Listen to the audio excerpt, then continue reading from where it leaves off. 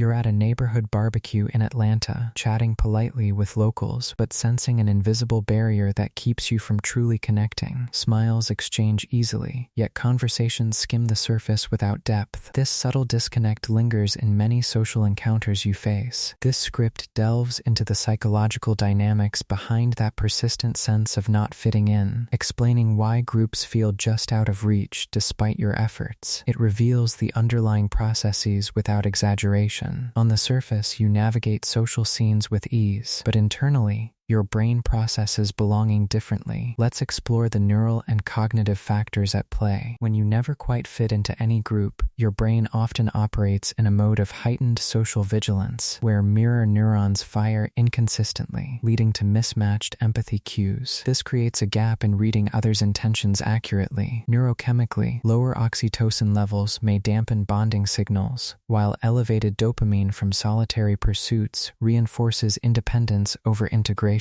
Such imbalances sustain your self-sufficiency. Psychologically, this arises from schemas formed in early environments that emphasized individuality or faced rejection, wiring your mind to anticipate exclusion even in neutral settings. Over time, these patterns solidify your unique social lens. This foundation sets the stage for outsider syndrome, the first mechanism that shapes your social detachment. Outsider syndrome defines your position just outside the circle of full inclusion. It is the chronic feeling of being on the periphery of social circles, observing rather than fully participating. Psychologically, it stems from cognitive biases like confirmation bias, where past experiences of misalignment train your brain to seek evidence of not belonging, activating the default mode network to ruminate on differences rather than similarities. This rumination feels like a quiet echo of disconnection, where familiarity with groups remains elusive, heightening a subtle sense of otherness. In daily life, it leads to selective engagement, where you attend events but hold back, fostering a quiet isolation that builds over time without overt conflict. At your book club meeting in Boston, you share insightful comments on the novel, but as conversations shift to personal anecdotes, you listen silently, feeling your perspectives don't align, later reflecting alone on why connections feel superficial. This outsider perspective often links to avoidant attachment, which further distances you from group bonds. Avoidant attachment shapes how you approach relationships with caution. It is a relational style where you prioritize self-reliance over closeness, minimizing emotional dependencies. It develops from attachment theory, rooted in childhood caregivers who were inconsistent or dismissive, conditioning your brain's limbic system to view vulnerability as risky, thus favoring autonomy to avoid potential hurt. This creates an internal pull toward solitude, where intimacy stirs unease, leaving you guarded yet composed in interactions. Every day, it manifests as polite but shallow interactions, where you join groups briefly but withdraw when intimacy deepens, preserving your independence at the cost of belonging. During a team-building retreat at your Denver office, you participate in activities with competence, but skip the evening campfire shares, opting for a solo walk, sensing that opening up might disrupt your emotional equilibrium. Such avoidance can amplify sensory processing sensitivity, making group dynamics feel overwhelming. Sensory processing sensitivity heightens your awareness in bustling environments. It is a trait where you notice subtle environmental stimuli more intensely than others. Neurologically, it's linked to a more reactive central nervous system, influenced by genetic factors like the serotonin transporter gene, causing your brain to process social nuances deeply, often leading to overload in group settings. This intensity feels like a buildup of sensory input, where details others overlook accumulate into fatigue, prompting a need for space. In routine situations, it results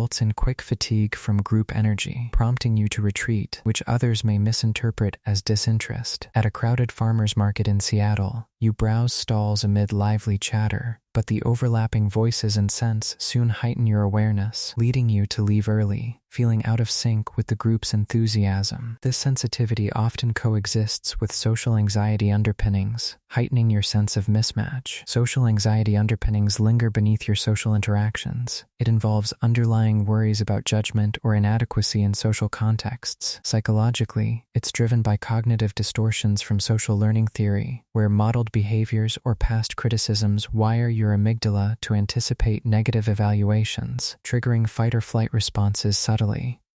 This anticipation feels like a low hum of caution, where potential scrutiny amplifies self-doubt, making contributions feel weighted. Daily, it shows as overthinking interactions, causing you to second-guess contributions and prefer observer roles, reinforcing your outsider status. In a community yoga class in Miami, you follow poses fluidly, but hesitate to join post-class conversations, replaying potential missteps in your mind, ultimately excusing yourself before bonds form. These anxieties contribute to identity fluidity, where your self-concept resists fixed group labels. Identity fluidity allows your sense of self to shift freely. It is a flexible self-view that doesn't anchor firmly to group norms or roles. It arises from Erikson's identity development stages, where unresolved explorations lead your brain's prefrontal cortex to favor adaptability over commitment, often from diverse or unstable early influences. This flexibility feels like a natural ebb and flow, where rigid identities constrain, but versatility brings quiet freedom. In everyday life, it appears as eclectic interests that don't align with group identities,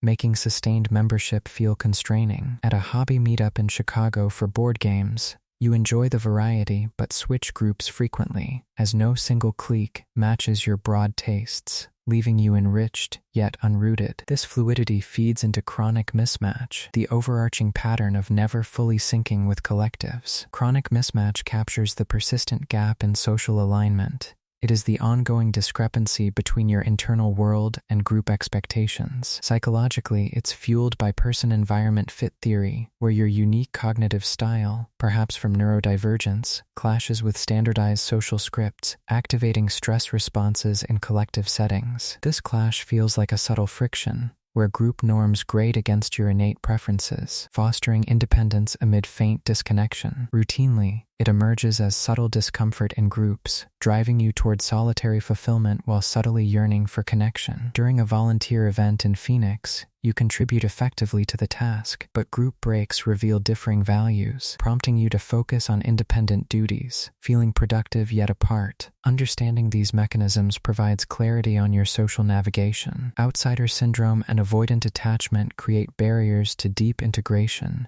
fostering self-reliance over belonging. Sensory processing sensitivity and social anxiety amplify group overwhelm, leading to early withdrawals. Identity fluidity and chronic mismatch highlight your adaptable nature, which thrives outside rigid group structures. These interconnected processes shape a distinct social experience. That sense of never fitting in isn't a flaw, but a brain's way of preserving authenticity amid mismatched environments. Recognizing this unveils the strength in your unique social rhythm. This view reframes isolation as a form of self-preservation, emphasizing the value in your independent path. If these insights echo your experiences, drop a comment below or subscribe for more psychological reflections. Such shares deepen the conversation naturally. Appreciate you joining this exploration. See you in the next one.